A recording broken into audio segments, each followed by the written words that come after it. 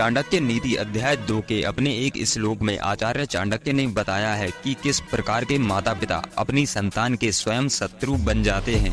वे कहते हैं, जो माता पिता अपनी संतान को शिक्षित नहीं करते वे स्वयं उनके महाशत्रु होते हैं, क्योंकि अशिक्षित बच्चे बड़े होने पर विद्वानों के मध्य वैसे ही शोभा पाते हैं जैसे हंसों के मध्य बगुला। व्याख्या। चाणक्य ने बच्चों की शिक्षा पर बल देते हुए कहा है कि बच्चों को शिक्षित करना अति आवश्यक है। जो माता पिता अपने बच्चों को शिक्षा नहीं दिलाते वे उनके महाशत्रु होते हैं, क्योंकि ऐसे अशिक्षित बच्चे बड़े होने पर जब भी विद्वानों के मध्य बैठते हैं तो उनकी वही स्थिति होती है जो कि हंसों के मध्य बगुलों की होती है, अर्थात विद्वानों के मध्य या शिक्षित लोगों के मध्य वह उपहास के पात्र ही बनते हैं। इसमें ध्यान देने की बात यह है कि हंस व बगुले का रंग रूप आकार एक समान होता है। सामान्य रूप से देखकर एकाएक कोई भेद नहीं कर सकता, लेकिन हंस का स्वभाव मोती पाना होता है, अर्थात वह मोती का सेवन करता है, जबकि बगुला मछली या अन्य जलजीवों का शिकार करता है। यही स्थिति शिक्षित व अशिक्षित की होती है। अतः प्रत्येक माता पिता को चाहिए कि वे अपनी संतान को शिक्षित कर इस योग्य बनाए कि वह समाज में सिर उठाने के काबिल हो सके। अपने अगले श्लोक में आचार्य चाणक्य ने बताया है कि अपने पुत्र व शिष्य को प्रताड़ित क्यों करते रहना चाहिए। तो आचार्य कहते हैं कि अधिक लाड़ प्यार से अनेक दोष उत्पन्न हो जाते हैं, जबकि प्रताड़ना देने या प्रताड़ित करते रहने से अनेक गुणों का विकास होता है। इसीलिए हमेशा पुत्र व शिष्य को लाड़ प्यार करने के साथ साथ प्रताड़ित भी करते रहना चाहिए। व्याख्या। बच्चे के विकास में न केवल माता पिता वरन शिक्षक की भी महत्वपूर्ण भूमिका होती है। अतः आचार्य चाणक्य ने इस श्लोक में माता पिता के साथ ही शिक्षक को भी निर्देश दिए हैं। वे कहते हैं कि अधिक लाड़ प्यार करने से बच्चे में अनेक अवगुण पैदा हो जाते हैं, इसलिए माता पिता व शिक्षक को चाहिए कि वे लाड़ प्यार के साथ साथ बच्चों को समय समय पर प्रताड़ित भी करते रहें, ताकि बच्चों का सर्वांगीण विकास हो सके। यदि बच्चों को प्रताड़ना नहीं मिलेगी और केवल प्यार ही प्यार मिलता रहेगा तो निश्चित ही वे असदमार्गी अवगुणी होकर न केवल माता पिता व शिक्षक के लिए वरन देश समाज के लिए भी नासूर बन जाएंगे। उनमें उच्छृंखलता आ जाएगी। परिणाम यह होगा कि बड़े होने पर उनमें निर्णयात्मक बुद्धि शून्य रहेगी। अतः बच्चों को प्यार करने के साथ साथ प्रताड़ित करते रहना भी नितांत आवश्यक है। अपने अगले श्लोक में आचार्य चाणक्य कहते हैं कि बुद्धिमान व्यक्ति को चाहिए कि वह अपनी संतान पुत्र पुत्री आदि को गुणवान बनाए।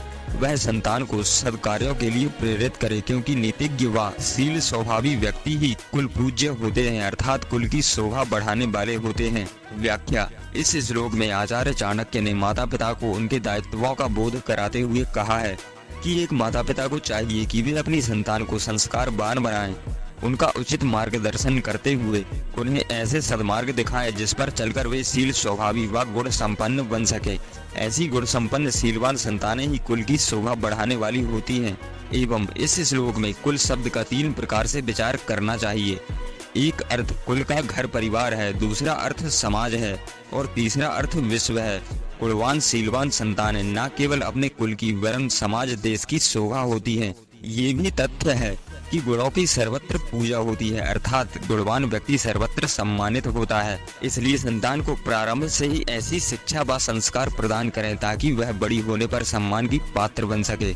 आचार्य चाणक्य का अगला श्लोक जिससे आप अपने जीवन को सार्थक बना सकते हैं। आचार्य कहते हैं, व्यक्ति को एक श्लोक या फिर आधे श्लोक या फिर श्लोक के एक भाग अथवा ये भी ना कर सके तो एक अक्षर ही अध्ययन करके उस पर चिंतन मनन करना चाहिए। इतना भी ना कर सके तो दान ही करे, लेकिन दिन को सार्थक करे, व्यर्थ न जाने दे। व्याख्या। इस श्लोक में आचार्य चाणक्य ने समय के महत्व को जानकर स्वाध्याय करने पर बल दिया है। वे कहते हैं कि व्यक्ति को समय व्यर्थ नहीं खोना चाहिए। यदि वह कुछ भी ना कर सके तो वैदिक मंत्र के एक श्लोक का नित्य अध्ययन कर उस पर मनन करे।